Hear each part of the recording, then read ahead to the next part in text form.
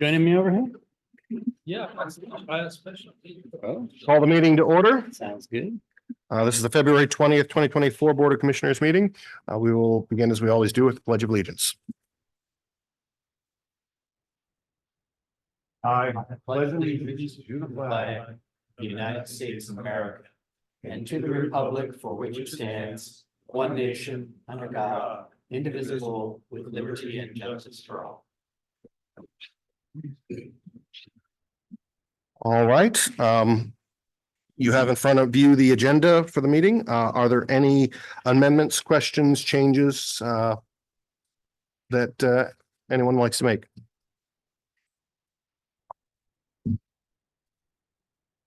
Hearing none, I will entertain a motion to approve the agenda. It has been moved by Commissioner Wittes and seconded by Commissioner Fernahoff. All those in favor? Aye. All those opposed? All right. Item number 4 on the agenda is the consent agenda. This is for claims vouchers totaling $1,501,602.08. Is there any discussion before we get a motion on the floor for this? All right, seeing none, is there a motion? We have a motion from Commissioner Teofilak, and it looked like a second from Commissioner Lawrence. All those in favor? Aye. All those opposed? Consent agenda passes. All right, moving forward, approval of meeting minutes. This is for the February 6th and February 13th meeting. Is there any discussion? Hearing none, is there a motion to approve the minutes for February 6th and February 14th, 2024? Commissioner Lawrence and Commissioner Chan. All those in favor? Aye. All those opposed? All right, moving on, public comment. Is there anyone online or in person that would like to make a public comment? All right, seeing none, public comment is closed and we move on to the fire chief's report. Good evening, Chair. Good evening, Commissioner, liaison, staff, and meeting attendees. Have a fire chief's report tonight, supported by some good pictures and slides. Thanks, Brian, for going right to our neighborhood open house we had February 8th at Hilltop Fire Station 22. It's February. We're in Washington, and the weather was horrible. But it did not stop members of the community coming through the fire station for safety advice. Saw a commissioner and some family there and a couple commissioners. Appreciate your attendance.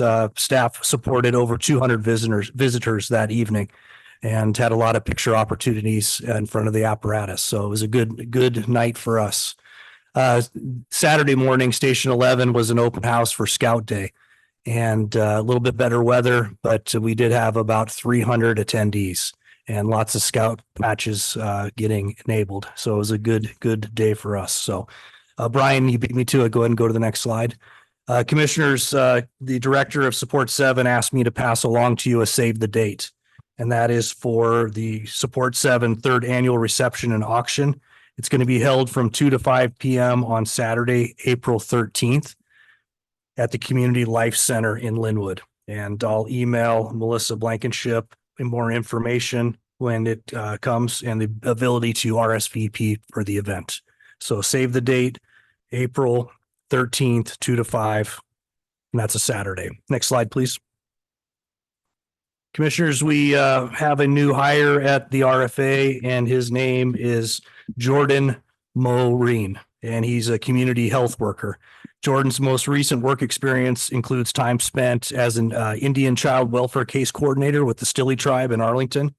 Prior to that, Jordan held positions supporting individuals with intellectual disabilities and providing case management and employment support. And he has worked, and his big passion is assisting teens in mental health programs.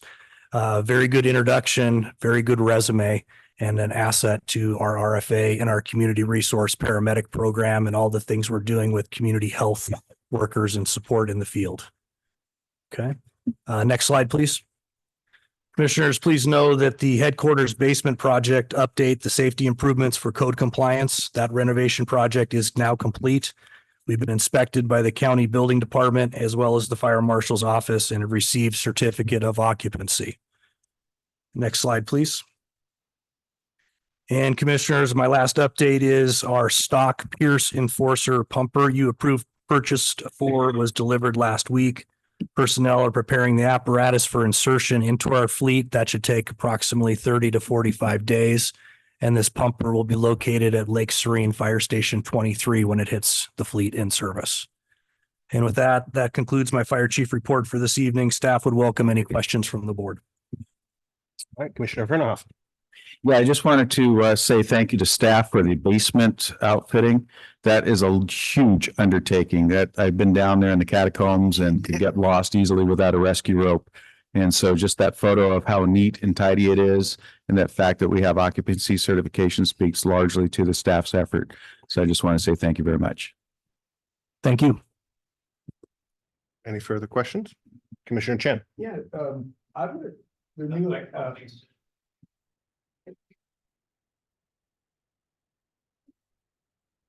the new paramedic, is he really a paramedic already, and basically a social worker and then become a paramedic or? He's not a paramedic, so he's a social worker that was Right. hired externally into our organization to support the community health worker role. So it's kind of an offshoot from our community resource paramedic work. I saw you looking over at me and I just wanted to give it a little bit of a orientation in our organizational chart. So now we have people basically have a the social outreach people. Not, okay, so, but they were still kind of in different uniform than the paramedic uniform. Exactly. Oh, okay. So they will also help out to go to different group, talk about different inventions and all the other stuff. And Potentially, their main goal is to help people in the field after events or calls to make sure that we're putting the right resources, connecting people to those resources that need them out in the people that we serve. But they could certainly do things like that, but that's not their prime function. yeah, because I feel that's really useful. Many of the group people come to the Snohomish, we talk about prevention. So, but he's separate from the prevention part of it. Yes. Yeah. If you recall, one of the employees that we introduced recently, Megan LeBlanc, that would be a person that would be more interacting with the group like you were talking about primarily. Okay. So this was, okay. So maybe maybe off the line, I'll ask you a question. The plumber, the plumber, the pumper, the new, which one is it replacing? Is it the same thing or a different one? And You know, the best person to ask the question of, I think I'm feeling over my left shoulder. It's Chief Curtis as far as which apparatus it's replacing and what its new number is going to be. I can't recall. Chief Curtis. Staff. Could you move up to one of the microphones just so that those online can hear? Thank you. Good evening, Chair, Board, staff and liaisons. Just a quick update on that pumper. That was one of the two pumpers that the board approved several months ago, back, I want to say in late spring, early summer, for the replacement of in-service equipment such as this one in particular is going to go to station 23. So as you know, with production delays and all that stuff, we were forced to have to buy outside of the normal means, and we purchased two pumpers at that time. We call them stock pumpers or in production pumpers. One of them was the Spartan. You may recall the term S180. That one went to station 12 and has been serving the community for the last about 4 months, excuse me. Just before that one went in service, we were able to purchase this one, which is the Pierce pumper. And this one will go in service at the Lake Serene Fire Station 23. And this is similar to the new concept that you're going to see where we downsized and we're doing some cost savings maneuvers on these new pumpers moving forward to work in conjunction with ladder trucks and rescues. so we still only have two pumper. And We have another one that's in production right now that's slated for delivery in May. This one was purchased back, I want to say, don't quote me, it may have been December of 2021. Chief Estil, does that sound right? And then soon thereafter, we purchased two additional back in February of 2022, but with production delays, they were marched all the way out to one being delivered here in a couple months, and then the other two being delivered in February of 2025. So we're playing a lot of catch up with these apparatus, and that's why it was very important for us to bring you a plan Right, and the right size where we were at. okay. Yeah, I just want to make sure we got, enough, because you cannot fight fire without water. In addition, we have two pumpers that are currently in Henderson, Nevada, being refurbished. And those are the two that we sent down about 2 months ago. And you may recall those were the two agenda bills for approximately 500,000 apiece for refurbishment. And that turnaround time is approximately 6 months. And those should be here also in May, June of this year. So we're feeling we're energetic. We're feeling some accomplishments, and I feel like we're starting to get our head above water, so Okay. to speak. And that's with a lot of appreciation to the board for your support. So thank you. Right, thank you. Mhm. All right, Commissioner Kenny? Thank you. Chief, Mr. Maureen, the social worker, is he coming to work with our Community Resource Paramount program on that grant that we got to Yes, sir. support those two positions? Yes, yeah, There were two social work positions two, yeah, that were going to be actually employed through us, correct. but at least in part funded via grant. Yep. Okay. Yes. Great. It's great to see that coming together. Yeah, well, good. Thank you. Appreciate it. Commissioner Lawrence? Yeah, what is that? Who's providing the grant money? Oh, North Sound ACH. Which rolls off your tongue. All right, any further questions, comments? All right, thank you, Chief.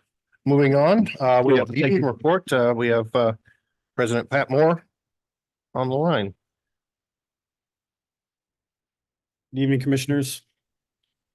Short report tonight. We've been a little busy. We've had a few people down in Olympia. As I told you, I think the last time we were going to be heading down there, but we had some people down in Olympia meeting with our legislators. That was attended well. Had good meetings with them. Had some good conversations as well with one of the representatives that's a city council member with the city of Everett. Outside of that, though, kind of it for tonight. So kind of low key, not much to report tonight, which is good. So I'd entertain any questions if you have any. Any questions? All right, thank you. Moving on, committee updates. Do we have an update from our Capital Facilities Committee?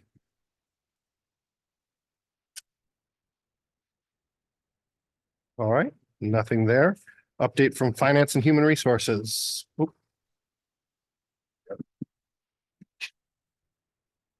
Do we have an update for the Finance and Human Resources Committee? Yes, did you send, okay, my computer just died. That's why I'm looking for extension to do it. Okay, well, we can come back. Anything from intergovernmental? We haven't met since the last meeting. The next meeting is scheduled for the 7th of March. I just, if we could change that or if we're getting that, we'll do that. We'll try and get these, so I can, I pretty confused. Oh, your microphone. Okay.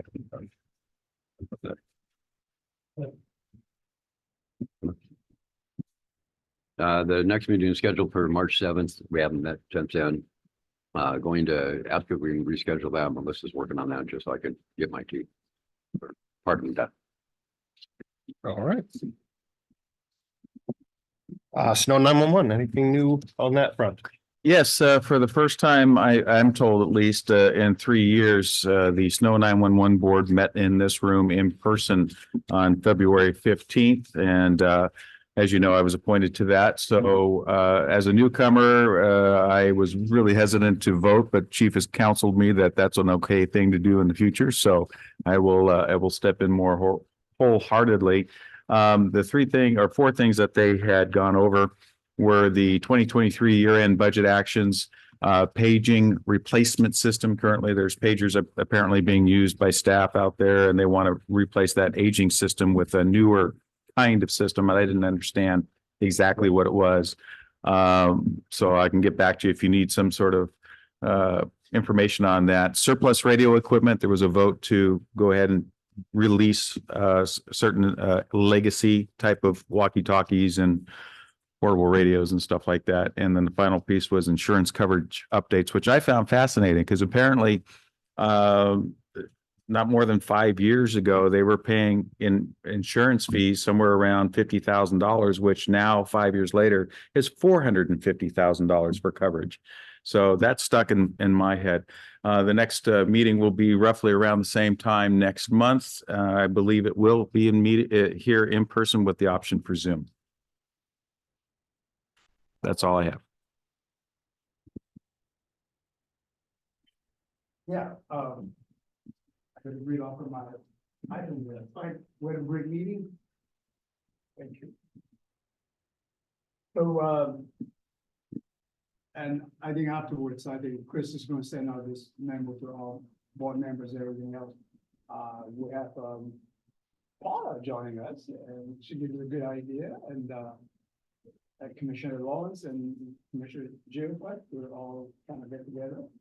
I would like as a chief, chair, I got mandate that I have to finish it within 1 hour, which is really challenging, but I'll try. But again, we want to make sure everything's taken care of, and Jill, make sure that you all can do the agenda will be shared by everybody, have a chance to get an agenda.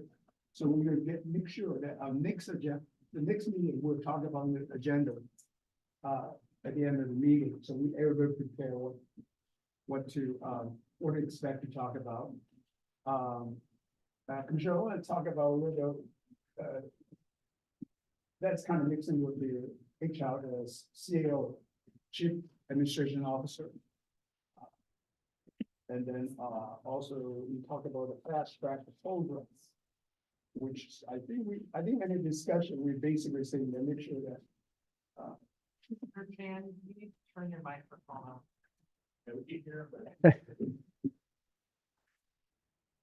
We'll make sure that that when we're recruiting people, we identify people that starting from captain on, assistant chief or deputy chief, we identify these are the people that kind of build our succession plan. And HR did a really good job and basically come out to the vacation policy incentive. And then I think we'll ready to bring it up on the next meeting for everybody to vote. So we'll give you the whole information before the meeting so you guys can participate in it. So so this what we discussed, I think we've done a lot just within an hour in there. How about Commissioner Lawrence? What's anything to add to? Just say the hour length was a compromise, we were shooting for 30 minutes, but Commissioner Geofac, yeah. You know, anything to add in there? Okay. Paula? All right. So you got any questions, anything, let us know. We're here to serve.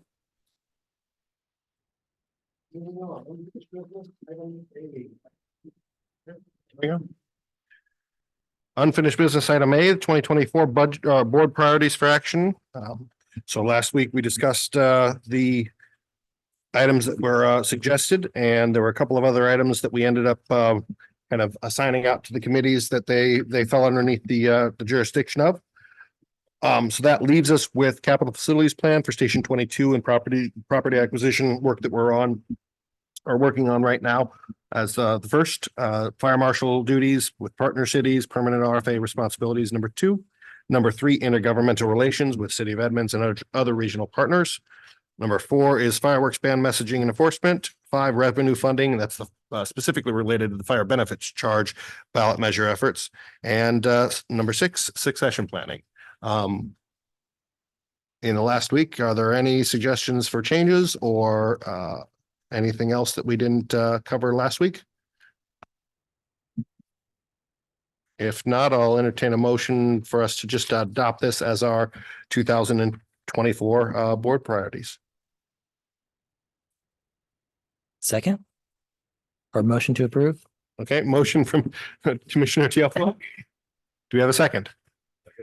All right, second from Commissioner Wittes. Any further discussion? I just want to make sure that this living, breathing, right, if something comes up, we can moving up and down like that type of thing. Sure, Okay. of course. Yes. Commissioner Kenny. Yeah, I had 3 items from last week that the chief did agree were all important, and I still think they're important. But the most important one that I think we should add to the list is a retiree health insurance program.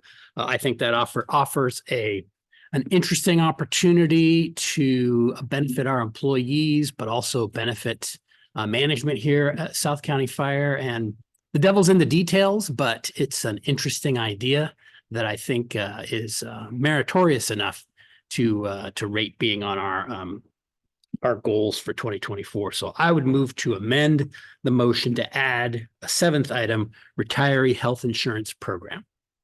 All right, is there a second? Commissioner Lawrence, any discussion? Any questions? All right, hearing none, we'll move to vote. All those in favor to amend? Aye. All those opposed? All right. We'll add that on. If you'll get that language specifically to Melissa for the meeting minutes, that'd be appreciated. Any further changes? Any further discussion? All right, hearing none, we'll move to a vote, or just, we had a motion on the floor, and did we get a second? Yes, we did. Just making sure. Already. We On the have, motion to amend. we voted on basically adding a 7th item. So now that we've added it, we need to vote on the entire package. Made motion. All right, all of those in favor of the 7 items as discussed? Signal aye. Aye. All those opposed? All right, we have priorities. Moving forward, item on the agenda 10B, this is for the purchase of a Pierce Enforcer heavy duty rescue truck for action. This is from Deputy Chief Curtis. You have the floor. Good evening again, board. I'm before you as your logistics chief, asking for your consideration and action on an item that we discussed at our last meeting, for the approval for our heavy duty rescue, which is a Pierce Enforcer, for $1,445,491 with a estimated build time of 43 to 48 months. It is identified in the replacement schedule for 2025. And I'm here to ask any or answer any questions if you have them. Other than that, I'm asking for your consideration and approval, as this is a culmination of a lot of effort and hard work by many people involved, including our tech rescue team, our finance division, our operations and training divisions all together. All right, is there any questions for staff? Yes. Chief, thank you for the packet. Thank you for the details, and thank you to all your staff as well that have contributed to this. I have a question. There's Sound Transit contributing $250,000.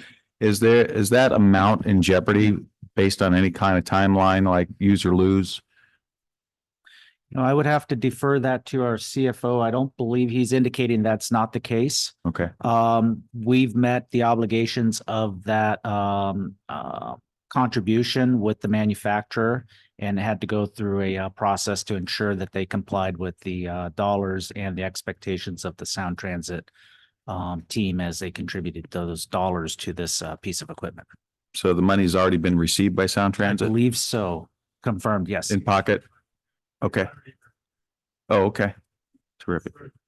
Just wanted to make sure that wasn't like a perishable item. So if the board, for whatever reason, was looking at other priorities, that, you know, this money would still be on the table if we need it, but if we already got it, then that's good. Thank you. No more questions.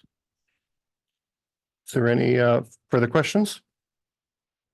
I have one. Why didn't this particular item make it into the budget for last year or for this year?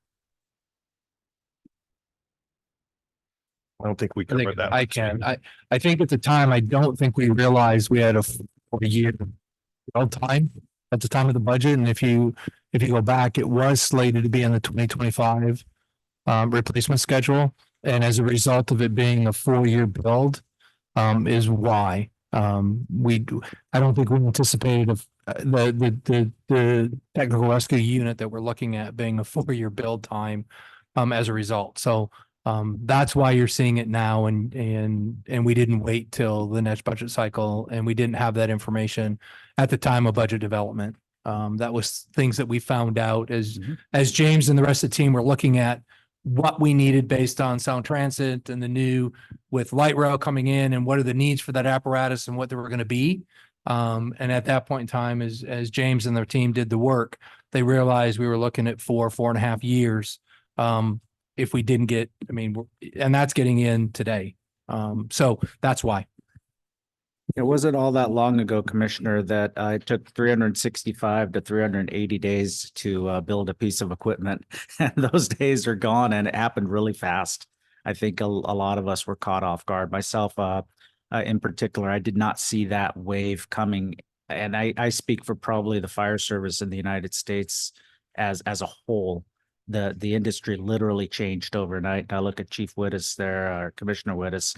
I think we've spent many times working on projects over the years, and it was 365 days. That was the magic number.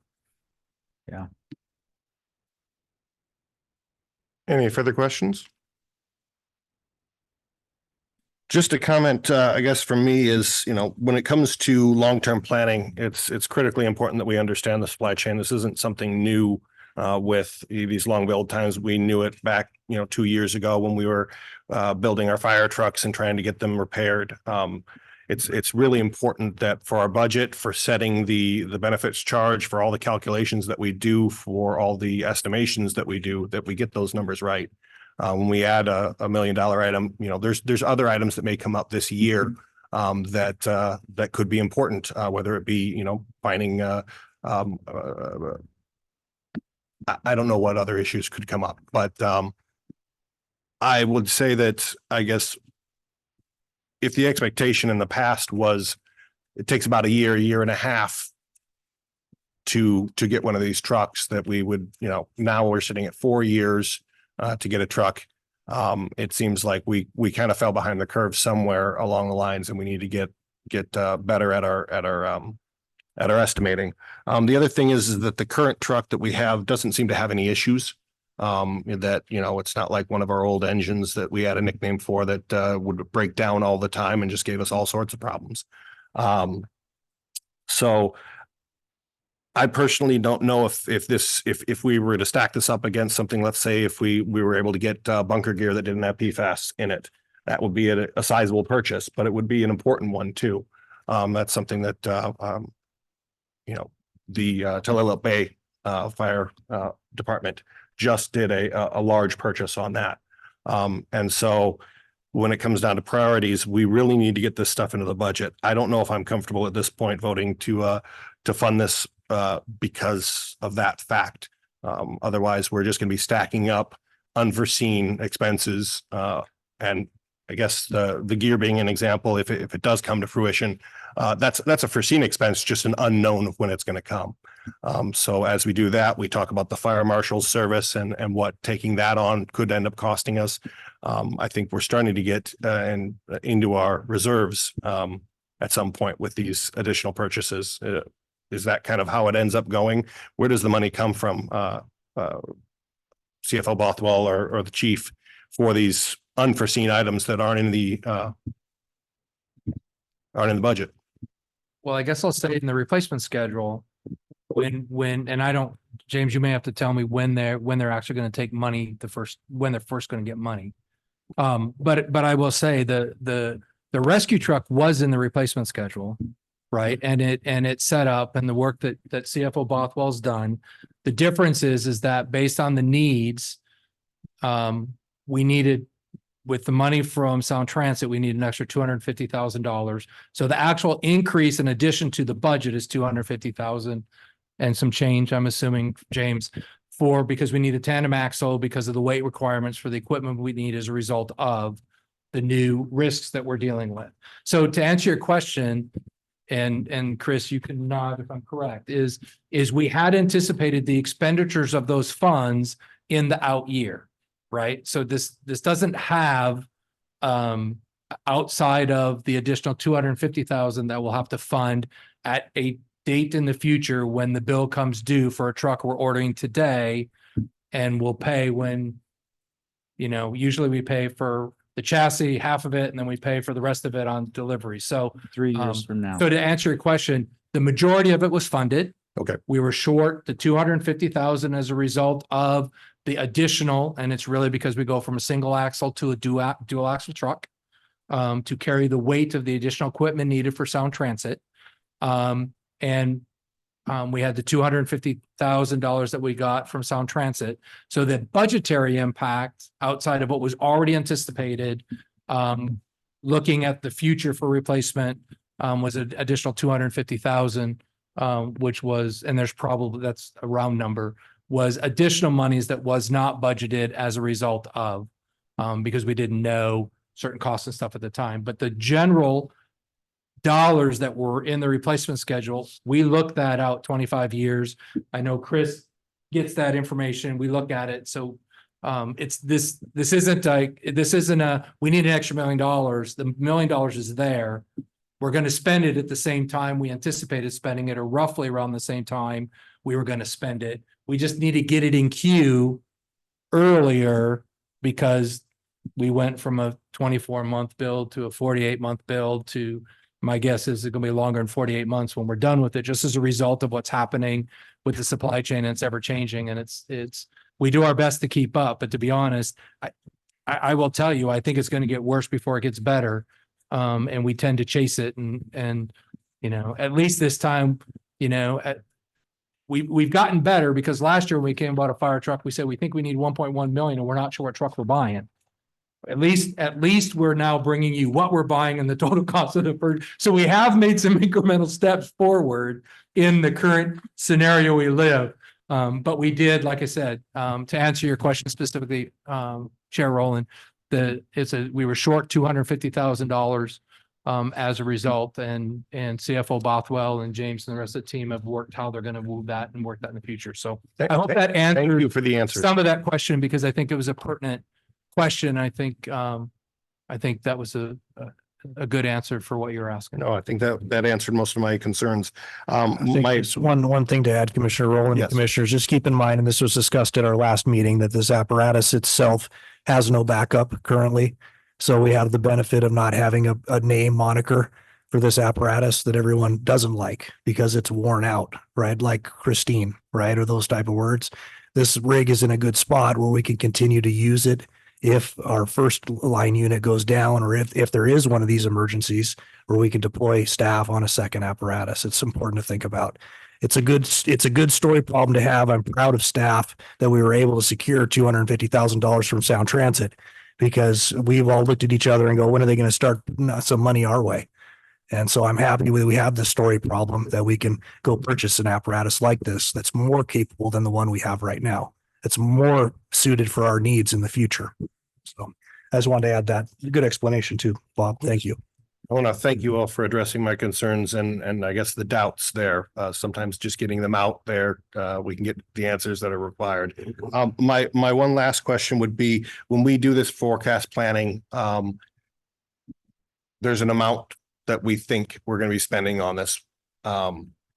Obviously, with all the supply chain issues, with the inflation, we're finding these things are now costing more and more. Is there, this could be a side thing, but just want to make sure that there's a plan to go back over that planning to to basically compensate for, you know, the changes in the dollar amounts that we're seeing on these things so that it's not ending up being additional stuff added on at the end. So, Commissioner Lawrence. It's something upon a recommendation. I think would come in handy for you guys. Button cup. Okay. I mean, that looks like that's what is kind of being asked there. Project the future. Yeah, no, and so you know that we actually, I know James and the team review that on a very frequent basis, and then we do update it as part of the budget process to make sure that we're not underestimating what those costs are based on what we know. So just so you know, that does get formally updated every year. I know James Great. and the rest of the team that are responsible for that do monitor that, and they keep notes of the things that they're hearing as they talk to previous vendors. So rest assured, Commissioner Rowland, we will update it and make sure we chew those up with the best information we have when we do it through the budget process. Great. And as we go through and do the 2025 budget, we'll have that updated, and I'm sure there'll be some questions asked about, so how much did fire trucks go up? Because that would be a question I'm interested in too. So Thank you. but we will do that. Commissioner Kenny. I move that we approve the purchase of one Pearson Forcer heavy-duty rescue truck for $1,445,491. Second. All right. Before we bring it to the floor, question for staff, do we need to, as part of this motion, indicate which discount set we are approving? I think we have the feeling of the board that we're looking at exercising payment at the chassis progress and the factory completion. That was the understanding that I had last week. And that's the understanding we have with finance and purchasing, as well as the vendor. All right, thank you. So the motion has been made and seconded. Is there any further discussion? Yeah, actually, I was going to ask a question. Yes. Questions.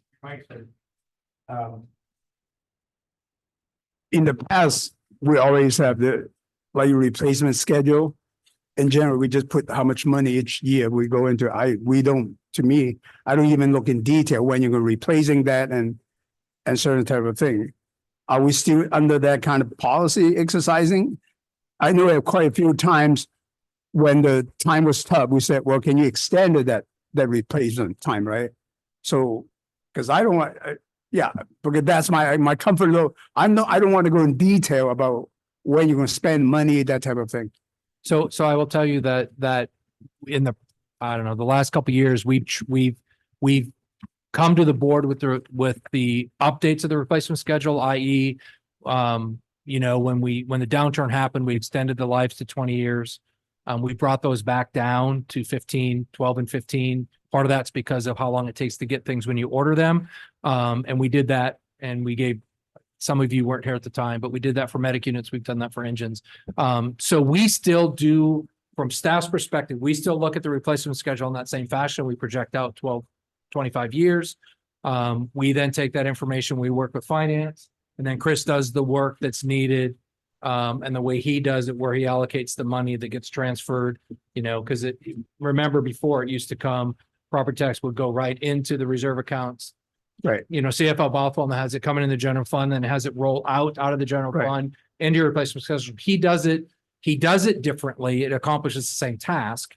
And so I don't know if I'm answering all your question. I think the rest of it, you know, our CFO makes sure that we have the appropriate dollars that are coming, you know, from the money received that go into the reserve accounts to cover the anticipated cost based on the replacement schedule. So you're right. You may not see exactly when we're spending the money when we talk about the replacement schedule, but the way I think CFO Bothwell has been doing it is, if you look at the budget document, he does his best to highlight what capital we're doing from an apparatus perspective within the budget document. Now, granted, if you remember last year, we did that and we weren't able to order things because they weren't available from the state to actually order, right? So we have those challenges that we deal with you know, we ordered 2 pickups last year that was authorized in the 2023 budget. we weren't able to order them because they weren't available to be ordered. And so there is some of that stuff that happens that I know CFO Bothwell loves it when that happens. Okay. I'm hope I'm answering your questions. I think he has a- I think we're doing it very similar to how we used to do it, Commissioner Chan. I Right. think CFO Bothwell has a different way of making sure that reserve funds are funded, Right. but it accomplishes the same task. Actually, in a sense, in the past, I was really proud how we handle it, because other fire district, when they suddenly got by, they got to struggle, they want to borrow money and all that stuff. And I could say, wait, we don't take care of us. Actually, Commissioner Withers, the timing there, I don't go into detail because I know we have enough money for the next 25 years, right? So I don't have to, every time coming there, I don't need to struggle, right? I don't need to think, right? Okay. All right. Any further discussion? Hearing none, we'll go to a vote. All those in favor say aye. Aye. Aye. All those opposed? All right, the ayes have it. Thank you very much. Thank you. Moving on, board meeting item agenda item 10C. This is amendment to our policy 400.180.02 for vacation. This is our HR director, and he is mic'd up. Go ahead. Thanks, Chair Rowland. Good evening, commissioners. Good evening, liaisons. I come before you again to ask for approval to amend our vacation policy. We did have a good discussion the last time we talked about this a couple of weeks ago, and the board raised some very good questions and issues. And we resolved at that time to bring those issues and questions to the newly expanded HR Finance Committee, which we did. And I think we had a great discussion there. To just kind of remind generally about the problem that I think we're trying to solve, it's primarily related to the maximum number of hours that one can carry over under this policy. And that it's a far fewer number of hours at 410 than we have under the 1828S contract, which is 528 at max carryover. That combined with a limit of 80 hours that can be sold each year has made it extraordinarily difficult for folks who matriculate off of that 1828S contract onto this policy to put together the right combination of either taking vacation or selling hours or carrying over without losing time effectively. When I first came to the board, I had kind of a two-pronged approach, which was to effectively make it so that the uniformed members subject to this policy are really subject still to the 1828S contract, so that they would, in actuality, not have any change to their circumstance. And the second part of my proposal was to radically increase the amount of hours that could be sold back for folks who were at the kind of highest levels of the organization. In the face of that, as I mentioned, the board had some really good questions. Chair Rowland, for example, was recognized that, yes, this looks good that we're avoiding the worst circumstance where people lose out, but it seems as though we're not encouraging the appropriate work-life balance, that we're effectively telling people, don't take time off, just sell it. Commissioner Kenny kind of raised a question about what I would call kind of equity, that this seems to be sort of tailored to or built around senior people. And I think you raised the single best question, Commissioner Kenny, saying, what's the magic? I'm paraphrasing, what's the magic of 410 hours, which I really couldn't answer. So I went back to the drawing board and tried to think more about the history and the nature of the problem, as opposed to coming up with the least disruptive fix, which was my first approach. And looking more deeply at kind of how we got here, it seems to be a function of contract negotiation, oddly. Organizations, when they create a policy like this, are usually operating from some version of a sort of value basis. So as we create, say, a vacation policy, we're trying to figure out kind of what our boundaries are, how liberal or how conservative to be. The goal is always to figure out what level of benefit can we provide that would be attractive to people to join our organization and stay here. without offering more benefit than we can afford.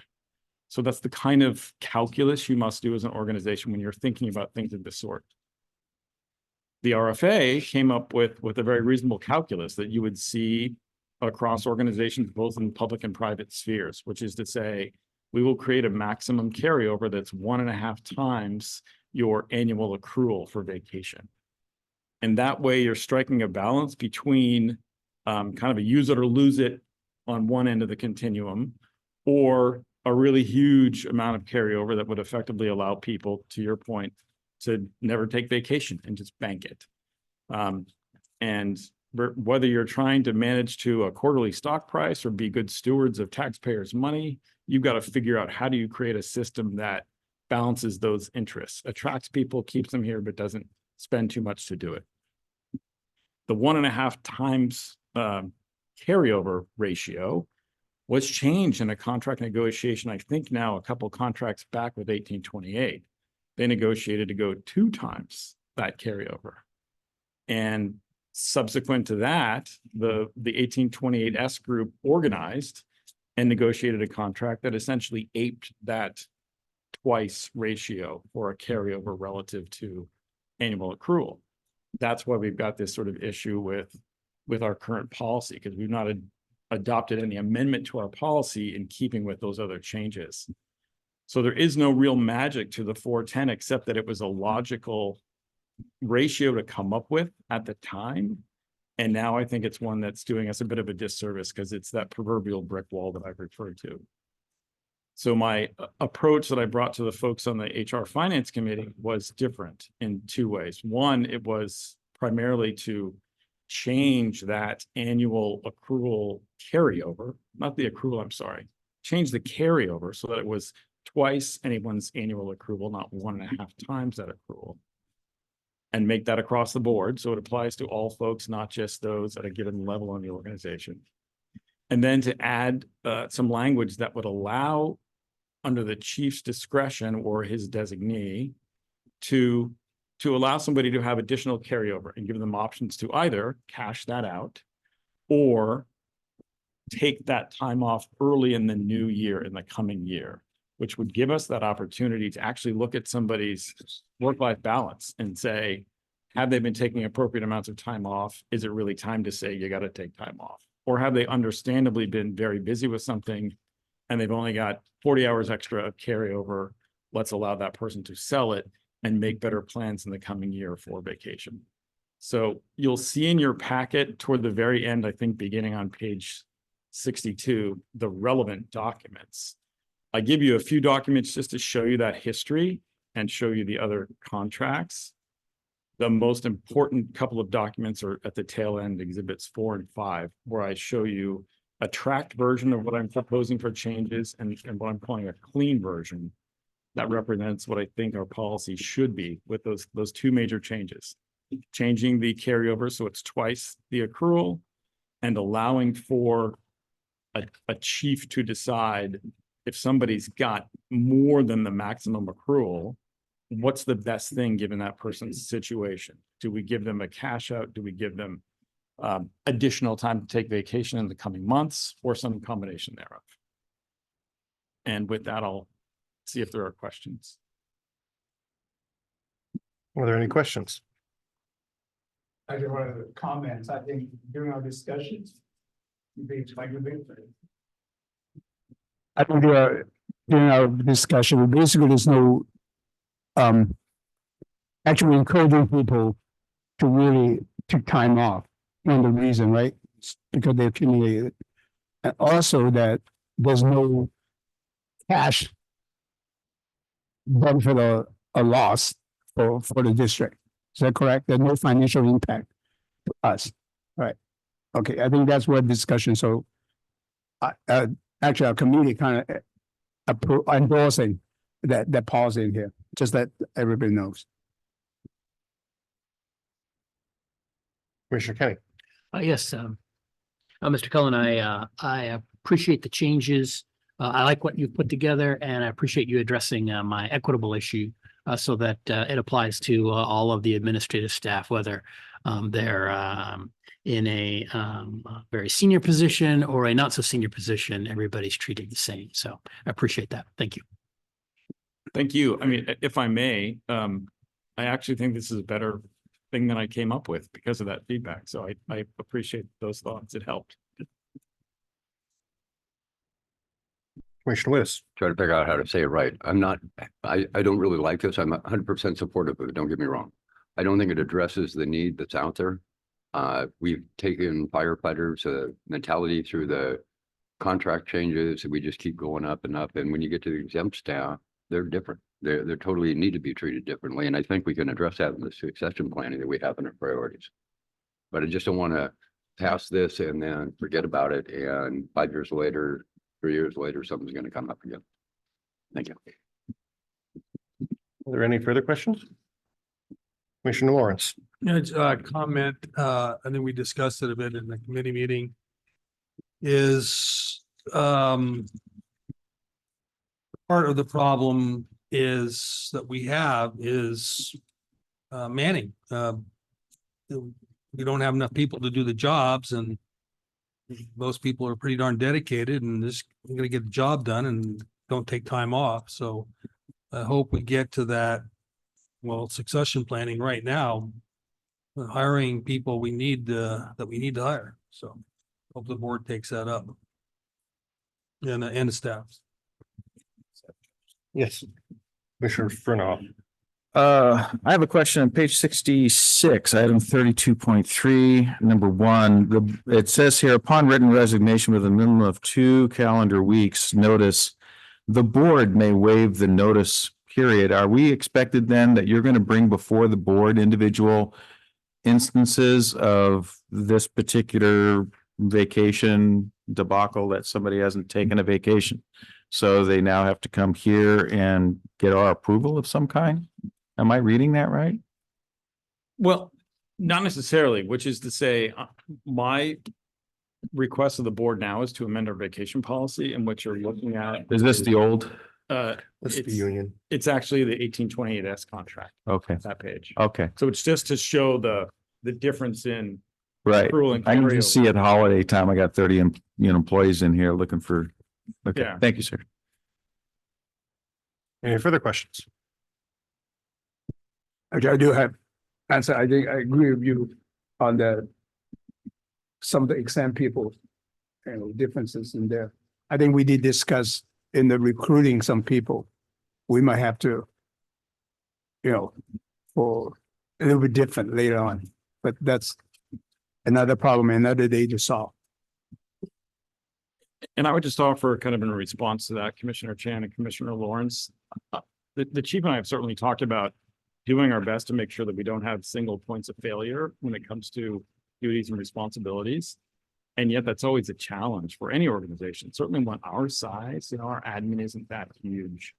So somebody who's a public information officer or the public records officer or a few other roles like that, it's very difficult to always have appropriate backup for those people and give them, tons of time. So it's just an ongoing challenge to figure out how we are short up. It isn't just about numbers of bodies, but how can we balance some of these unique roles that are deeply specialized or have a confidential nature that makes it difficult for others to step in. It's just a thing to bear in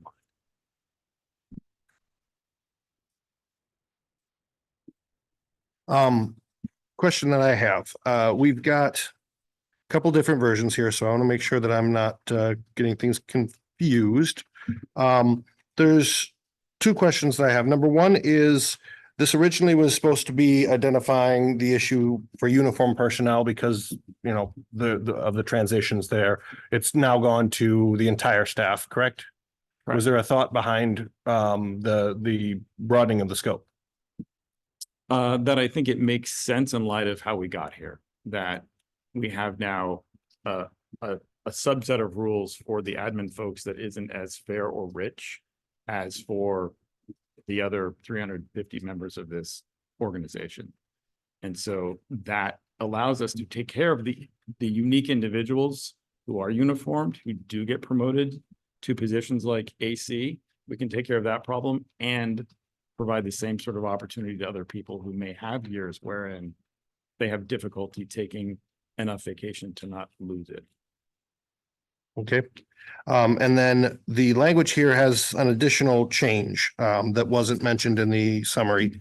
I'd like to just hear an explanation on this. And that is exempt employees. Originally, they were charged a vacation day if they didn't come to work for part of the day. Now it's as long as they come to work for part of the day, they're not charged a vacation day. So we don't charge vacation by the hour, we charge it by the entire day. Correct. Which is what that phrase as previously written was meant to indicate, but did it in what I felt was a clunky way. Because you could have somebody working a part of a day and there could be another circumstance unrelated to vacation. So I just think the phrasing was bad. And so I reworded it to make it a little clearer that what our intention there was is if people work part of a day, they're not going to have a vacation day if they're exempt employees. So I guess this is something that's new for me in my job. When I could take off a half day, I get charged the hours for what I take off. I don't know about what the original intent was here, but it does seem like the sentence is a complete opposite. So essentially, if a person came in and worked a half day, they don't get charged a vacation day. They work another half day, they don't get charged. So there's no accounting for these, fractional parts of days that add up. And the current plan may be a little bit overkill, that if you work 7 hours, but you have to take the last hour off, you have to take an entire day off. I'd agree that needs some changes, but I don't think this is probably the right way to address that. It definitely opens up the potential for abuse to a high degree for people that are taking sections of days off. If nobody's tracking it, if it's it can just really add up. So I would disagree with the fact that the changes, especially this one right here, will have no financial impact, because right now they would get charged for a day and in the future they won't. No, there's no change to how people are being paid. It's a change to wording it so that it's clearer from my perspective. So as it was written previously, it's reflecting that if people work any part of a day, they will not get a vacation day. It's just, I think, written strangely. It's only for exempt employees. Yep. And with exempt employees, really, he's just flipped the language around. The language said if they didn't work any part of a day, they'd get charged a day. Now he's saying that they won't get charged part of the day if they work part of the day. It's just flipping it from one way to the other. And it actually is way clearer for somebody who, has had to deal with exempt employees as well. It's the other way did sound weird. And that, to sort of go with the point that I think you're more troubled by, Chair Rowland, it's an argument that reasonable people have been having for a long time as respects pay and managing exempt employees. Yeah. Because as soon as you treat exempt employees like hourly employees, you risk damaging that FLSA exemption and having a situation where people can come at you and say, now I'm owed hour for hour for the extra time that I work. And with the new laws that have gone into play about that as well, I'm pretty sure that there are people sitting just to my left at this table who would have a whole bunch of overtime hours that they would be entitled to if they weren't exempt. Because that's the thing, for the exempt employees, they don't get the overtime. Even if they're putting in, say it's a rough week and these guys are putting in 60 hours, they're not going to get anything extra for those 60 hours. However, when they finally are able to come in and work half a day the following week and go home, they're not going to have that taken out of their vacation bank, because really they already gave you some free hours up front. And to your good point, there are folks who will abuse this, and then it just becomes really a management issue. It's not about pay, it's about performance. And so if you have somebody who is coming in for an hour a day, 5 days a week, and considering that good, and no, you can't charge me a vacation day, we have to address that from a performance perspective. If they're getting all their work done in that incredibly brief period of time, then they either need more work or less FTE, which equals less salary. But we manage that through seeing what they're doing, organizing their effort and time, and literally managing, as opposed to saying, we're going to dock your pay. That's a more, I think, difficult approach, but it gets to the thing you want to get to anyway, as opposed to a strict accounting if somebody's not doing what you want anyway. Guess I'm still a little bit confused on it because I've been an exempt employee for years, and again, the way that it's handled everywhere else is much different than this. And I don't know if that's just because it's public sector. I don't know if that's because it's just tradition here or anything like that. But the change of the language there definitely, I would disagree a little bit that changing a policy knowing that it has potential for abuse and then just having to watch for the abuse means you probably didn't change the policy in a way that it was the best. This is, again, new information for me, and it was not kind of something that we had talked about before. The staff recommendation on this just has the 2 items and would not include that third change. I think right now, I don't know about the other commissioners, but I haven't completely wrapped my head around the implications on this. I'd feel comfortable with the changes that, are supported in the recommendations, but I don't quite feel comfortable with that one yet. The old way it's written, you can still have the exact same abuse as the new way. It's just that one of them is clearer than the other one, because, saying that exempt employees are charged a vacation day only when they do not spend any part of a scheduled work day. Okay, so they show up and they spend 15 minutes and they go home. They showed up for a scheduled work day, and now you're going to pay them for the full 8 hours, but they were here for 15 minutes. They do not spend, at that point, they would not spend a part of a scheduled work day. No, 15 minutes is part of a scheduled work day. It is part of a scheduled work day. And that actually is where you get people who abuse being an exempt employee. I'll be honest, we had somebody who wanted to be exempt in our city, and because I saw them under an interim deal, I convinced our mayor not to make them an exempt employee, and he turned around and he did exactly what I thought he would do anyways, and it left our city in some bad spots because, he thought he was getting away with acting like an exempt employee when he wasn't, and he was not being held accountable. This still holds people accountable because it really is just changing the verbiage. Instead of saying, if you don't work part of the day, you're going to get charged vacation, it says, if you do work part of the day, you're not going to get charged for the vacation. And like Mr. Cullen said, it's all about management of the people and their time. If you have somebody who you see is only coming in and spending an hour or even 4 hours, and that's consistent, then you need to look at what's on that person's plate, and maybe we need to give them a few more priorities and things to work on rather than to, let them keep going home 4 hours early every day. But maybe that person too is going home 4 hours early because last week they spent, an extra 10 hours of overtime. And with the FLSA, you run the risk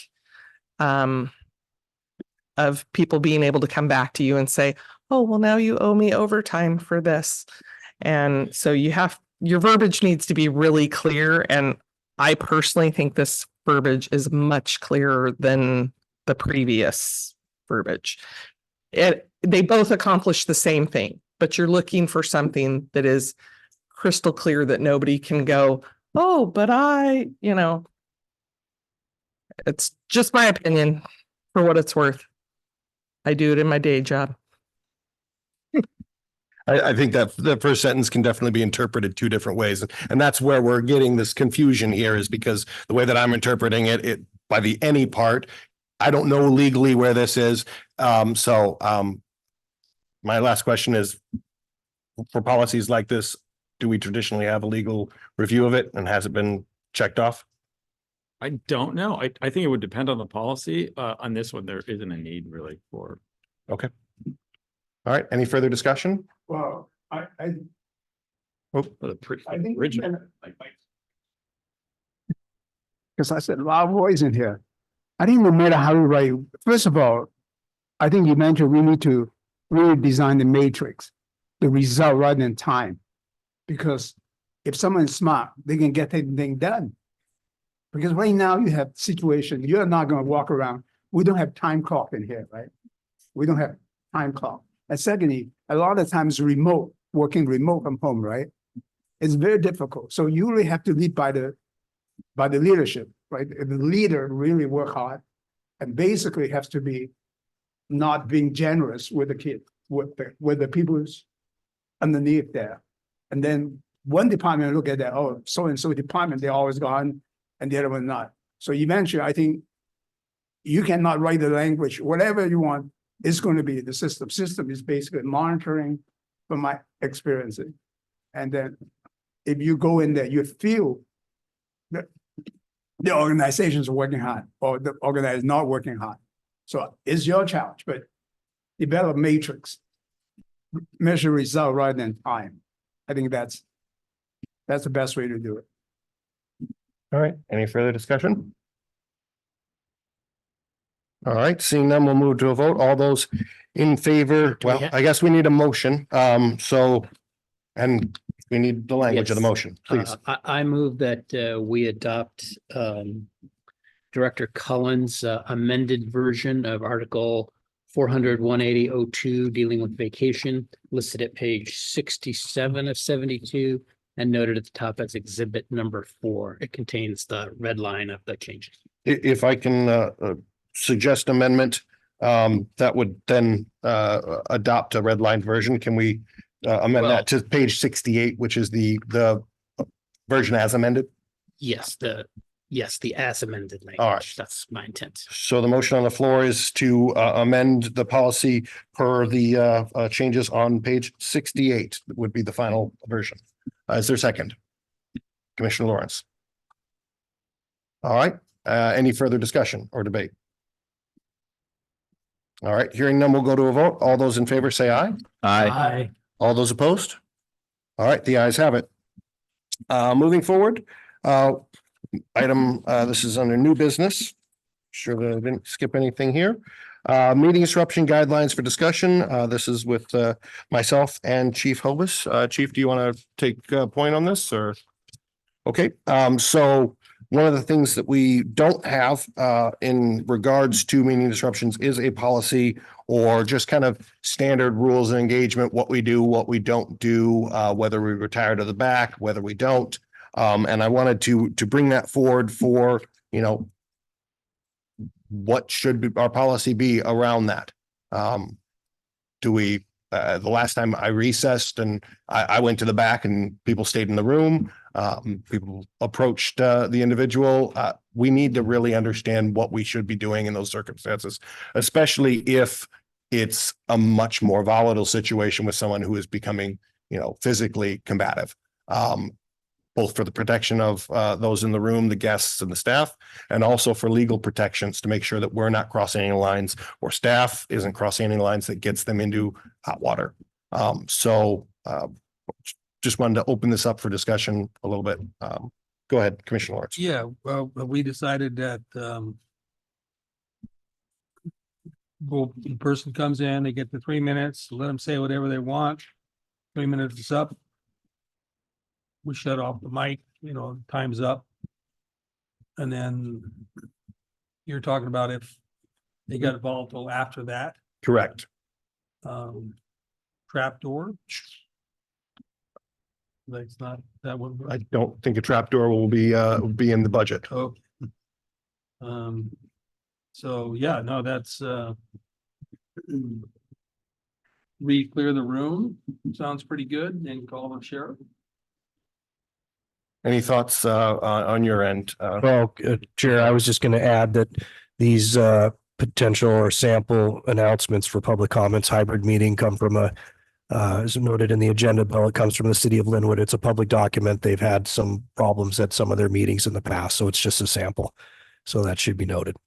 And the non-compliance guidelines, I think, is what you were focusing the tail end of your comments about, is what happens and what are potential rules of order, or what staff and electeds can do in case there's a disruption in a meeting. Correct. Okay, that's all I've got to add. From the aspect of CEO, what are your preferences in regards to those questions and your concerns for the organization itself? I think the public comment non-compliance guidelines that are sampled here would have to be modified somewhat, but they're reasonable for any organization that represents the public and has public meetings.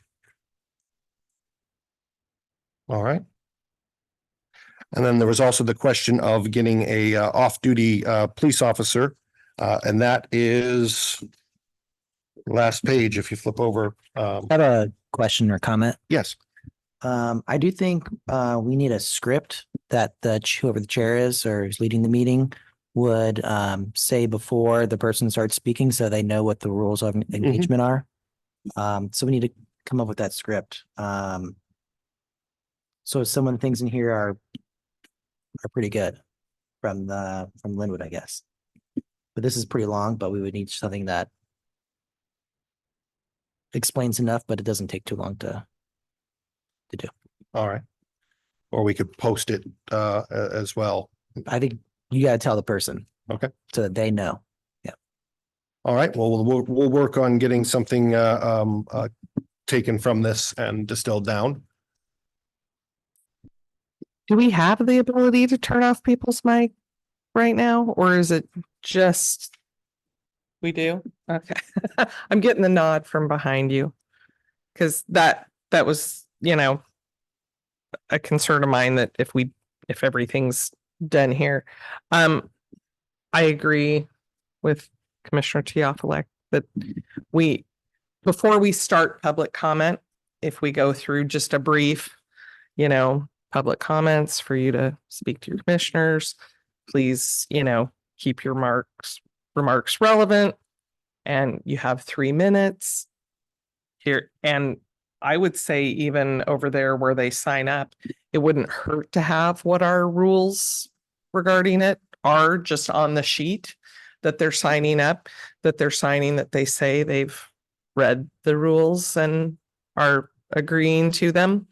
And then, give them their 3 minutes without interrupting them, because that's what triggered last time, and let them say their piece. When they're done, if they don't stop, the mic can be turned off. If need be, we recess and go into another room if we have to even finish the meeting like everybody else is, doing.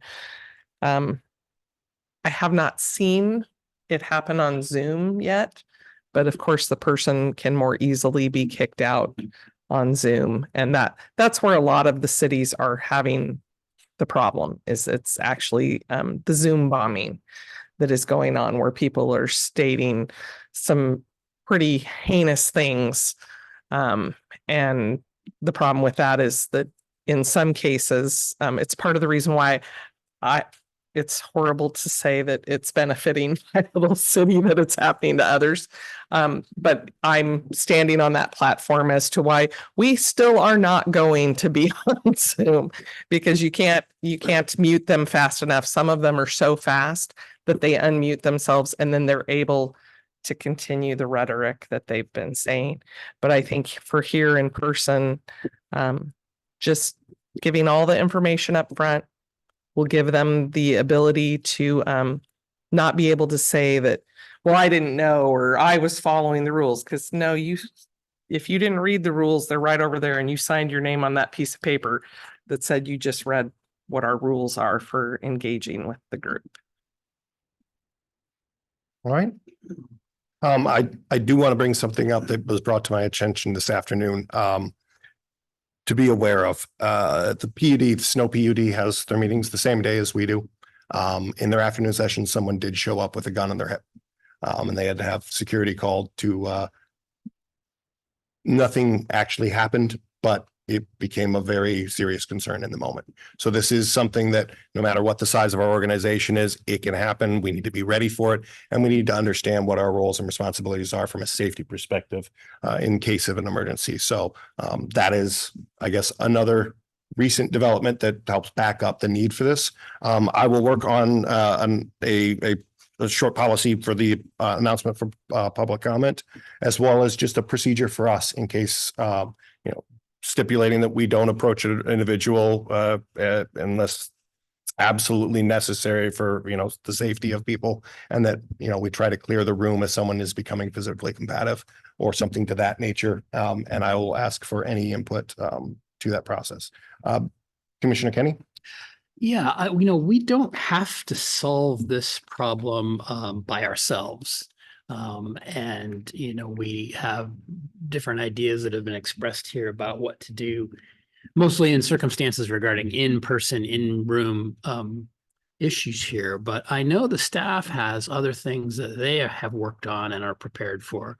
And I was wondering if we could maybe have some comment about what else is going on here so that we have an understanding of the full scope of what's happening here to keep us safe and keep us informed of what's going on, because it's not just up to the board to sort it out. We've got very experienced people in the room to assist us. So I think we might want to hear from them and see, what to supplement our knowledge of what's happening here. Have a discussion or a conversation about that. So Chief, and I guess I'll start only because in the most recent stuff we've had, I was sitting in the chief's role while Chief was out. And I will tell you, you guys may not always see it, but we do know and are aware of some of the individuals who do come, and we don't get a lot of public comment. We do keep a presence, once again, that the board may not know. And if you go back over the last couple, 3 months and recall when Battalion 11 or Engine 11 showed up in the back room and they did it a couple meetings in a row, there are things that we are doing because we know people, it's not hard to see who's coming to our meetings. Not many people come. We have people, we're not that far removed from the streets. And so we do watch, and if there's a element of concern that we have as a result of, there's things that are being done on the back that you may not know. We do have a station right across the street. Like I said, you've seen Battalion 11, Engine 11 arrive and sit through part of the meeting. There are phone calls made. We have a great relationship with the sheriff's office. We know the sergeants that work this beat. And so those things actually do happen on the back, or have happened on the back, as we do have folks that come and speak throughout the years. And so I guess I want the board to know staff is aware of that, and in the recent time, last 2-3 months, we've been active with it. And if you remember, last week, Chief Maxwell sitting up at the table and I sat back behind, there's very specific reasons for that. And I'm sure based on what I just said, you guys kind of can read and see what those are. And so the other thing that I've been thinking about, and one of the challenges in this seating arrangement is there's, if we are truly going to look at security and protection and some of those issues based on, the stuff that we've experienced over the last couple, 3 months, and, Commissioner Rowan, what you brought up from PUD, this isn't actually the best seating arrangement for what we're talking about. It makes more sense if we're going to go, and we have concerns about this, that the board should be, if they're at the dais, and I get there's challenges with it, but hear me all the way through. There's a barrier. It's different. We can reconfigure the room. We can create space. There's things we can do that if we need to, vacate the boardroom, if we see something going on and we step up to the mic and say, commissioners, please vacate the boardroom, shut the door behind you. I'm pretty sure in the demeanor we would say it based on what you guys see. You get up, you go to the door, you shut the door. If you're up at the dais, right, rather than sitting around the table like this, there's more space, there's different things we can do. So if we're looking at some of those other pieces as we go into the current, the world as we know it today, which is different than it was 5 years ago. I think those are other things that we need to, that actually staff would ask you to consider as we look to make sure that people feel safe at meetings, that people still can come and give their public comment and do all those other pieces. I think there's, you've gotten the board packet, the cost of bringing in, an off-duty deputy, if we need to do that, the options are there. But there's other things that I think before we jump to that place, that we make sure we set the room up, configure it up in a way that we put our best foot forward. If we truly have those concerns and we want to make this, I'm going to say safer for lack of a better term, there's some things in the room where we probably need to look at that also as you have this dialogue. But I guess I want the board to know, staff has been well aware, staff does watch. There's a lot of things that happen that you may not know is happening, and maybe we should have had this conversation a long time ago. But as a result, so that we do keep we do keep, our safety, your safety, the people that are participating in the meeting safety. And we take that seriously. And so there's been things happening that you may not know, but rest assured they have been happening. And they do happen and it doesn't matter who's here, right? We evaluate things on an ongoing basis and make sure that we're in the best position as an organization we can be, and it's a safe place for us to have meetings and public to speak. And of course, when I get ready to speak, I lose the name of the training. But have we ever done the training with the board? I can tell you that my police chief right now would have an absolute conniption if he knew that I was sitting in this configuration at a meeting, because he put together the safety plan and they trained with council members on it. We trained all of staff on it so that we knew if somebody came into the building. And if that has never been done with the board, I bet you guys would be really great at coming up with that and putting it together. But if you needed a police officer, I'm sure we could find one that would help you to put that into place. So Chief, I guess what I'm struggling a little bit is, we've, I think this is the third meeting in a row we've talked about this issue, and you've got things that you're doing, practical things.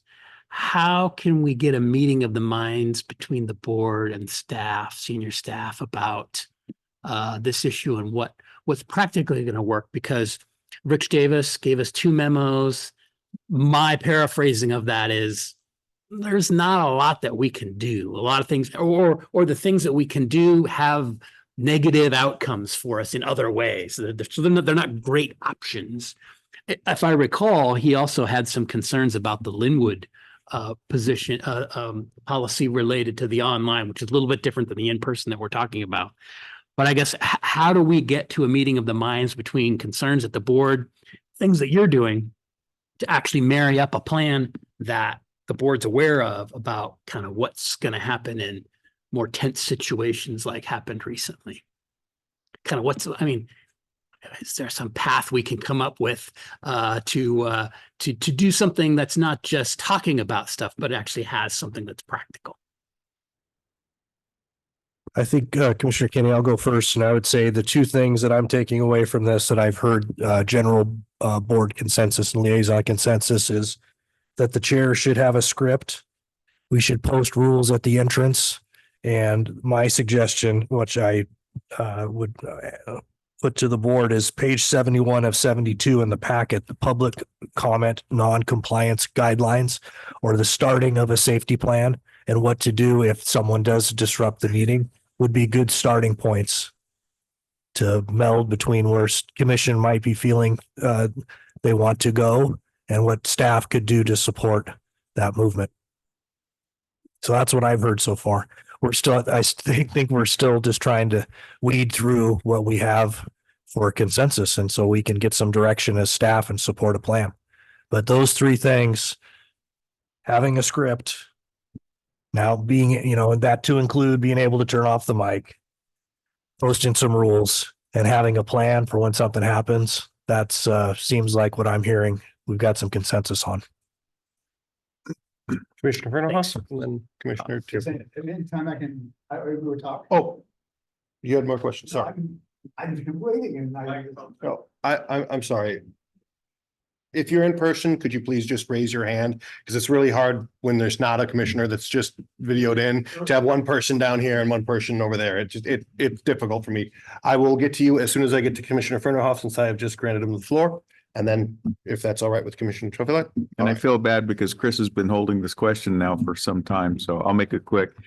What I've heard from Chief Eastman basically comes into my language as force protection. You get behind the dais, you put a barrier between you and the other person, right? We talked about this. These were the 3 points we brought out last time. All right. One is policy. That's what we're talking about with these pieces of paper and informing people how we're going to do things and how they should behave. Yeah, force protection number 2. And the last piece is procedures. What do we do when things go bad? And which doors do we go flying out of? And then what do you guys do? Are you going to be the sitting duck, the sacrificial lamb? We need something a little bit more definitive, and I applaud Commissioner Kenny for asking for a finer point on things. So thank you, sir. Were you asking a question or just making a statement? Okay. Making a point of those 3 pieces. Commissioner Chan. Yeah,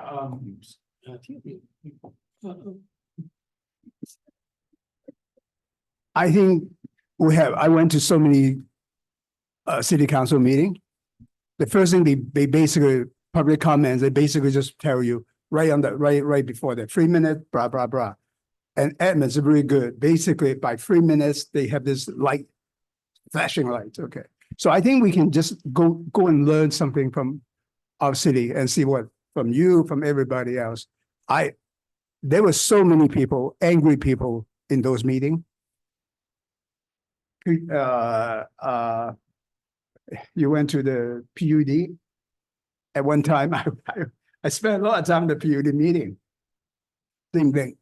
So I think the most important part, I think, is that I have suggested many times, and actually our attorney said we have a threat of litigation.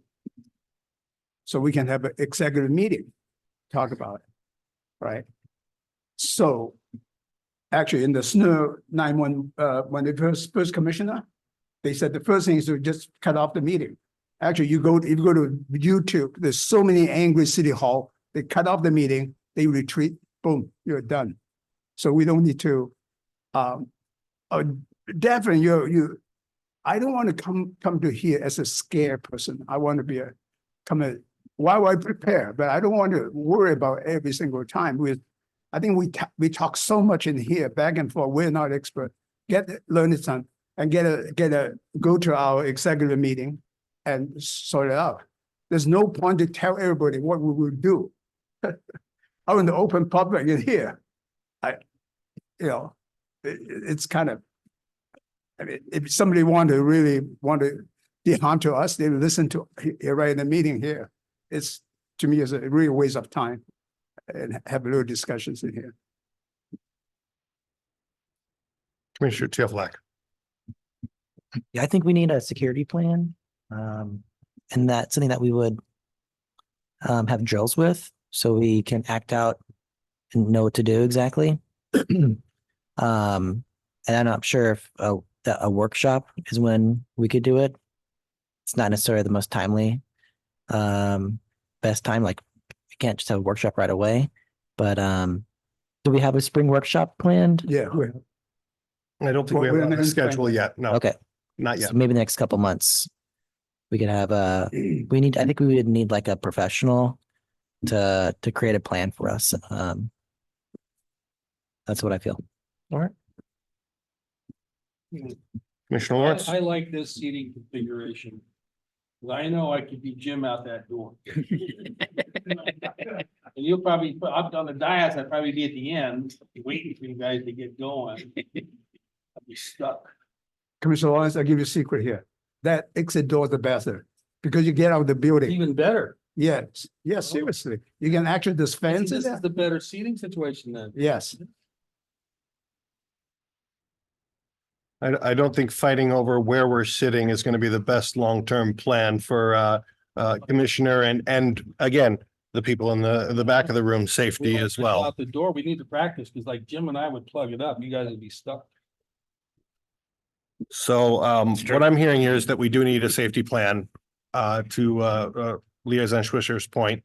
It may be good to have someone that is versed in that, whether it be from the city council level or from emergency management. I know you've done trainings on that to come in and make recommendations or have staff. I want you guys to feel empowered, but at the same time, we need to get something that is something that we don't have to keep bringing this back up at meetings as situations change. I'd So like to get something. we have good partners that I'm sure we can lean on from that perspective and have, and I think with those and I we know we got partnerships with Briar, Motley Terrace, Mill Creek, but in reality, if we actually needed something here, we'd call 911, we'd get SCSO, and so if it's good with the board, it'd be nice to reach out to them first and figure out where to go. The other thing I would say is I think Commissioner Chan has a point. As we talk about security and stuff, it's probably not something we want to talk about in the current setting. It probably makes sense to do it in a setting where we can have that conversation. And I don't know exactly what the rules are with that. We'll have to deal with legal.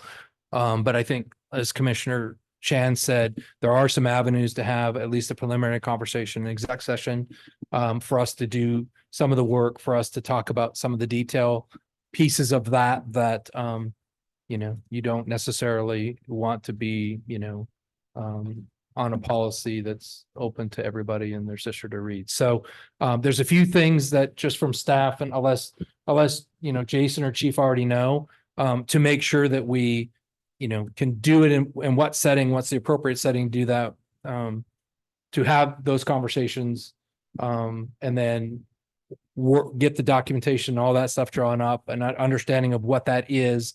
And then at some point in time, the document's only as good as when you actually exercise it and use it. We all know that too. So I think that helps me a lot about where to go and kind of where to go, but I think some of the detail work, we probably need to have another conversation in a different setting.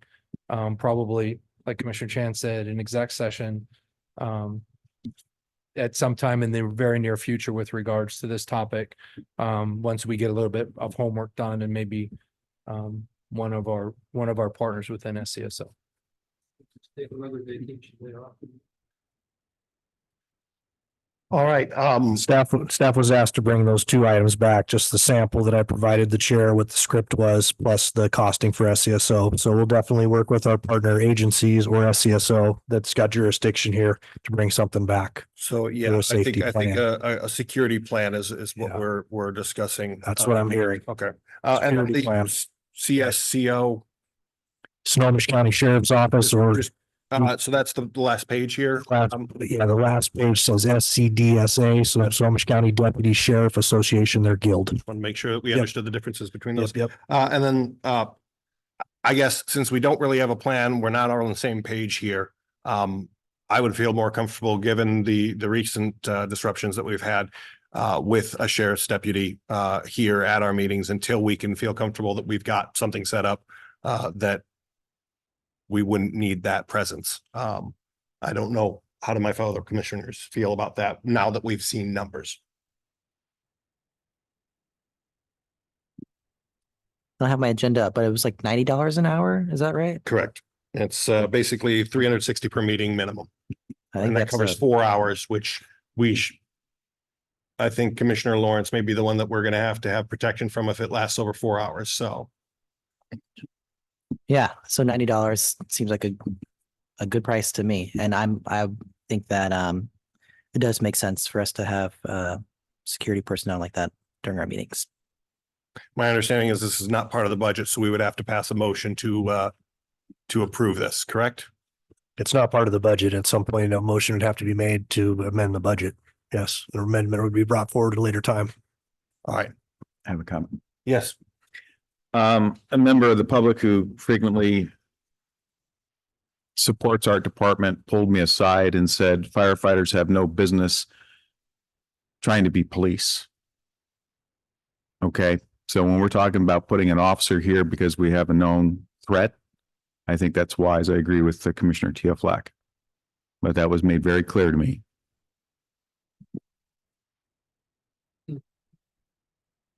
Commissioner Kenny. Yeah, I'm not in favor of having a security officer here, particularly a Snohomish County Sheriff's officer here. But don't get me wrong, I like the Snohomish County Sheriff's Office. They protect the area that I live, but I think that could throw fuel on the fire, particularly in the circumstance that this arises out of. That is actually going to could make things worse, because we don't necessarily know who we're going to get because this is private. Many police agencies offer their employees as uniformed, essentially security or for traffic guidance off-duty hours.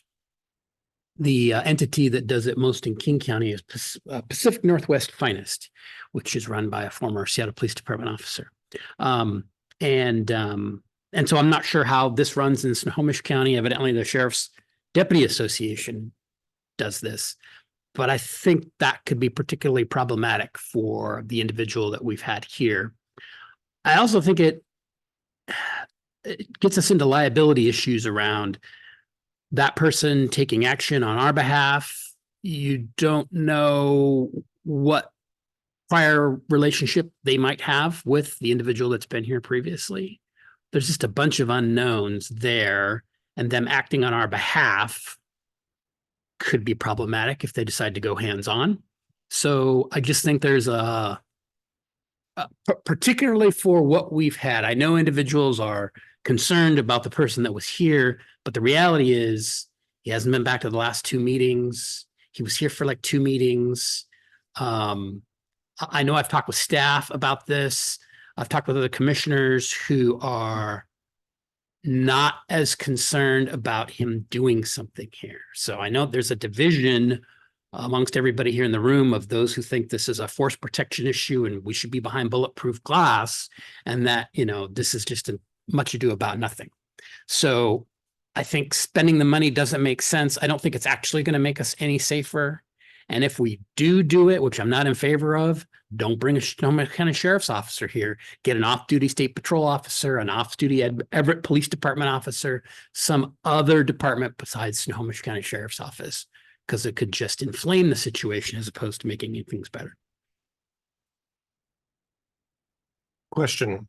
Was there a reason that Snohomish County Sheriff's was selected out of this? Is that jurisdictional, and Everett police officers wouldn't have jurisdiction here? I'm just asking. No, to be honest, it was, I called one of my counterparts at the sheriff's office to figure out how to do it. We asked the original question, if they would send, it would be done through the sheriff, right? Like an ILA, like we did with fireworks. They asked that we don't do that way. And they said, if you need a sheriff and you want to do security or those things, then it's done through the guild.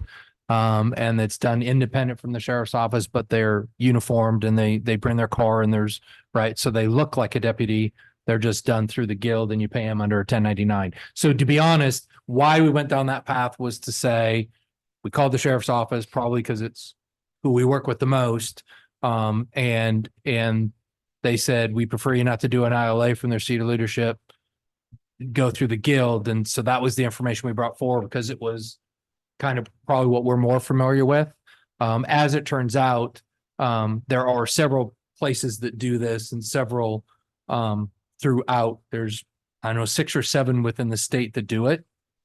That you can do different than just, this is specifically SCSO, and you're going to get an SCSO officer based on what chief gave you. But I didn't explore a lot of the other options. We were, at the time we were asked the question, right? For me, once again, we go to what's familiar and common, and they are who I'm familiar and common. They were also ones where we have a relationship with, different than maybe some of our cities, at least me personally, where I could actually talk to the bureau chief directly. I've got a relationship with him, talk through the issue. He brought it to the sheriff and the rest of senior staff. And then they got back to us saying, please use the guild. And so that's how we got there. It wasn't any other reason than that. It was what we knew, what I knew, and went. So Is Commissioner Kenny correct that if we went through this process where they're 1099, essentially we're taking liability on our organization, as opposed to, I heard you say that they prefer we don't do an ILA, but if we did an ILA, then it would be literally operating under the color of their actual uniform law, whatever you want to say. So honestly, when it comes to liability, I don't know. I actually don't know. So when this was brought up, Commissioner I'm sorry, Liaison Swisher, you said I know. Please, I if do there's because information. the city of Briar has an ILA with the county to cover 3 night shifts. And yeah, it does. The liability goes to them, but I can also tell you that part of the reason why they probably don't want to do that is because like for the city of Briar, and I'm sure that would be the same thing here, those are considered gravy shifts. And so they are having a hard enough time getting all of their overtime shifts covered. And when gravy shifts come up, like the city of Briar or coming here, their people are more apt to take those overtime shifts than to work the ones that they actually need. And I mean, they even told us when we recently spoke to them that if we got into trouble and needed more, they flat out told us that they were in no position to take on the city of Briar if it became necessary. So That was fairly similar explanation I got of why not the ILA route and by the guild. Sorry, Chief, I may have cut you off there. I apologize. nope, I think we covered it. Thanks. Commissioner Ken. Let me emphasize again, let us have executive sessions to talk about it.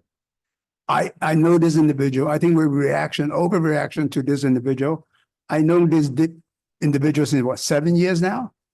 Okay, he hasn't done anything. Okay, and secondly is that, okay, we hire someone for 3 months. The person will wait it out on the 6 months, 7 months. How about a parking lot? Are we going to escorting everybody go out of the parking lot? Okay, I hate to say that. I work for a bank. We have a security guard in there with a gun. You know what first instruction is? If someone come rob the bank, he run, go and hide. Because the last thing we want is a gunfight in the lobby, killing innocent people. So that police, that our safety guard, security guard is really for deterrent, not for saving us in here. Okay, I really, right now, I think that might irritate the person and say, I'm going to do something else in there. Let us stop talking about this and let's get an executive session and get it resolved and learn it from the city, from other people. We're not experts in here. We just spending time and just our fear. That's really, I think that's Under which RCW would you recommend executive session? Because under I did talk. No, it's a threat of litigation. Our lawyer has specifically said Yes. he does not believe it would qualify and would not attend. So put me in jail rather than put me in jail. I mean, we cannot. This is a practical matter, right? We're talking about security. Yes, I think so. I'll go back and look at that. A threat of litigation, it is a RCW because you don't wait until the litigation come to your door and then you discuss it. I'm only Right. I'm only reporting what our legal counsel. No, you heard indicated. that when I asked Rich David, is that under, he said yes. Okay, under threat of litigation. Ms. Blankenship, I believe you spoke with him and relayed the message. Yeah. But am I misconstruing it? Not under, yes. All right, thank you. So I think we've definitely got some mixed messages that we have Okay, been having with you. wait, as Geoflex suggests that we're in a workshop. Talk about it, that no recording, nothing. All right, Go ahead. No, go ahead. You were waiting. I don't feel threatened. I don't think we need an officer here, but I do feel other people here are concerned and worried. So I do support that. I think it would cause grief having a uniformed officer here. Again, I don't think it's fair if you don't feel safe to be on Zoom. You should have the right to be here if you're afraid, and I think we need to support that. How do we deal with that? I'm not sure. I think it should be like in a workshop that we can talk about it. I know it's not fair with the cities because they actually employ their own police department. They're kind of given the chief's report. The police chief is at the council meeting, so he happens to be there, just happens to be a cop and have a gun.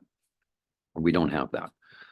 So I can see the mixed stuff out there and how it is and how people feel, but I want to say personally, I don't like it. I don't think it's right to do. However, I'd support it if people are concerned about it.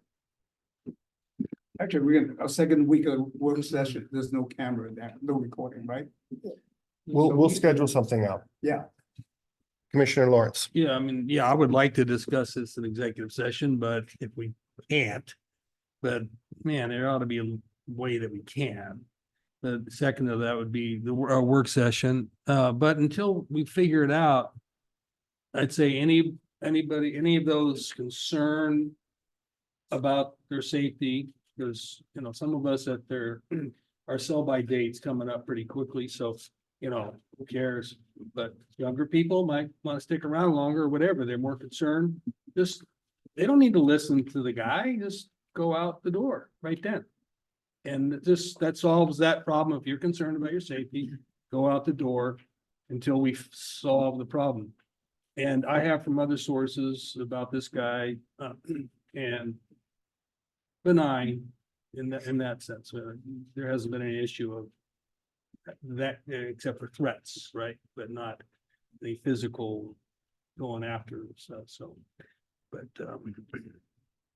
yeah, that's it. Just till we figure it out. If anybody's concerned about their safety, when somebody of questionable character comes, just go out the door. They don't have to, not forced to listen to somebody.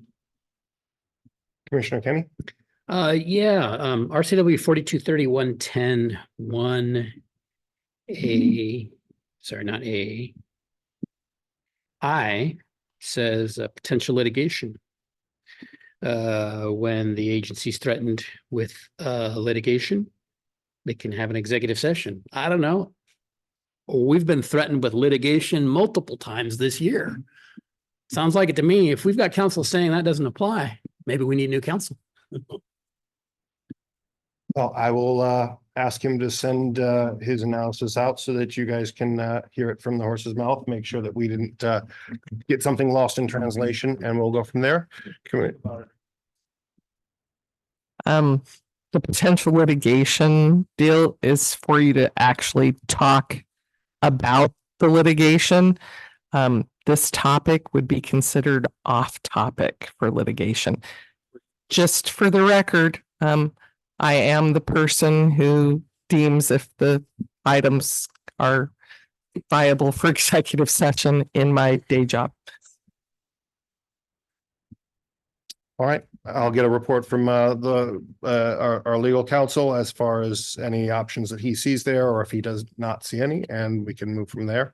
In the meantime, a security plan, whatever the items that we already covered will work. I don't think we need a motion right now, but I do want to make sure that whatever we do, if we end up with a uniformed officer, that we're not taking on liability unnecessarily. Yeah, great question for legal as well. Thank you. The federal National Labor Group came out with a ruling that just went effective right now that joint employment, which means if you have somebody employed here and it's the sheriff's department, everybody's involved.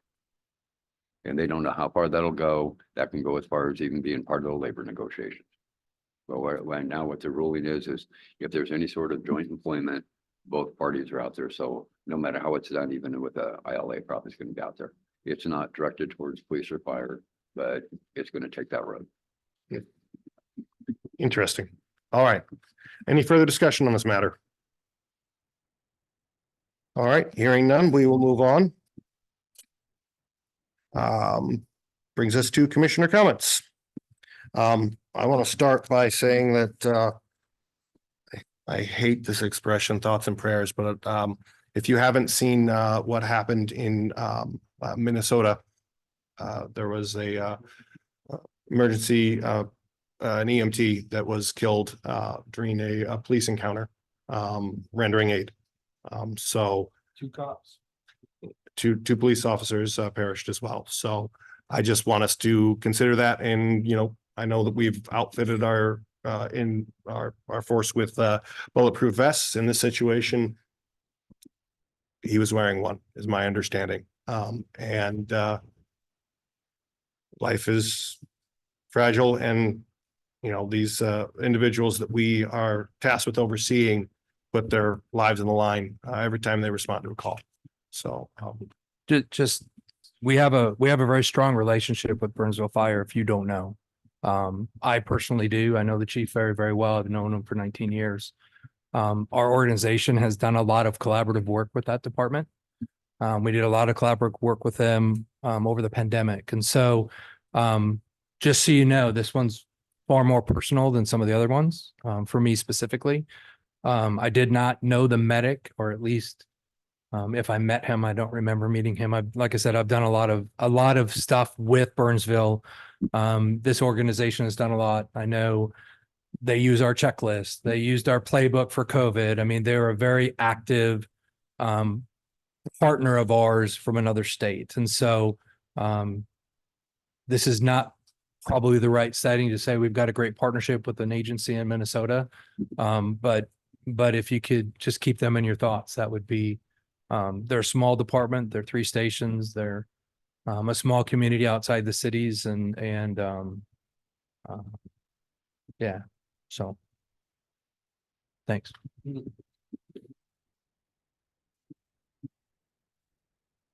Commissioner Willis. Just an update on that Senate Bill 5925 that would do the units of service from 96 to 144 for commissioners, for fire commissioners, with budgets of over $10 million. They did have a hearing in local government in the House on Friday. It did pass out of the executive session this morning. So it should be going to rules tomorrow. And then if it gets on the floor, it's got to be voted on by, I think it's next Friday. It's cut off. Then if it gets passed through the House and it goes to the governor. An update. All right, any further comments? All right, seeing none, we will go into executive session pursuant to RCW 42.30.1101G, review the performance of a public employee. This is going to be, let's start off with 20 minutes. None anticipated, no. The executive session has been extended by 15 minutes.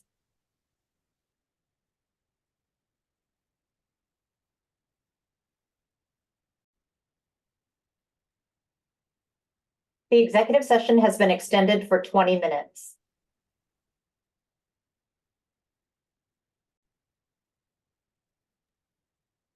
The executive session has been extended by 12 minutes.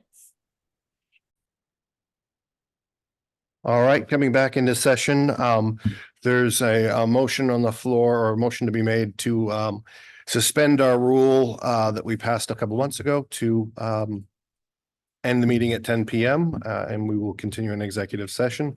Is such a motion on the floor? I so move. All right, it's been moved to suspend the rule requiring us to end our meeting at 10 PM and seconded. Any discussion?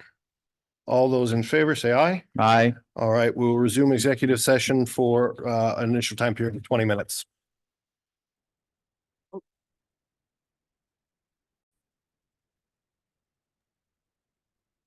The executive session has been extended for 2 minutes. The executive session has been extended for 5 minutes. Meeting was called back to order at 10:30 or 10:29, and without objection, we are adjourned. Amen.